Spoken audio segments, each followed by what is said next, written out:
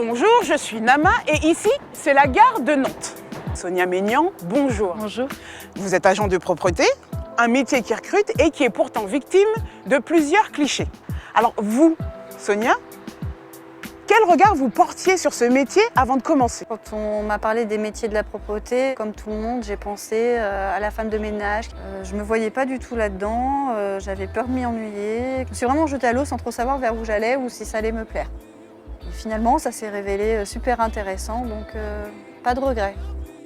Nous sommes dans un train parce que c'est le milieu dans lequel je travaille. On appelle ça le nettoyage ferroviaire. Mon travail consiste à le nettoyer de façon à ce que la personne qui va l'emprunter pour voyager se trouve dans un endroit qui est agréable, qui se sente bien. Un bac L en poche, Sonia a décidé de travailler. Après une expérience en restauration, elle se tourne vers les métiers de la propreté. À la sortie de sa formation, elle est embauchée et devient chef d'équipe, puis ouvrier encadrement maîtrise. Dites-moi en quoi consiste votre journée à partir du moment où vous arrivez et jusqu'au moment où vous partez.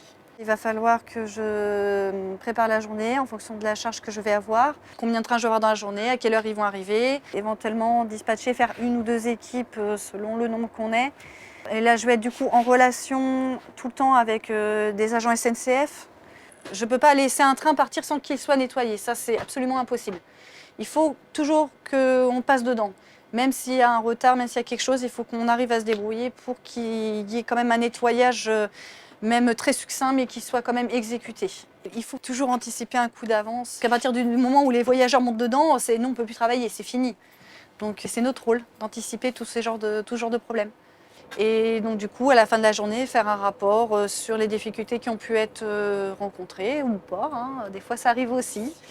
Je suis rentrée dans le métier de la propreté sans trop savoir si ça allait me plaire, avec des difficultés à marcher la tête haute. Et puis petit à petit, j'ai acquis quand même de l'expérience, de la confiance en moi. Et j'ai vu que j'étais quand même capable d'assumer une équipe, donner l'impression que je maîtrise absolument tout, même si ce n'est pas forcément le cas, mais à ne pas faire stresser l'équipe avec laquelle je travaille. Quand j'ai commencé la formation, je ne pensais pas pouvoir évoluer si vite, ou qu'on me fasse confiance aussi rapidement.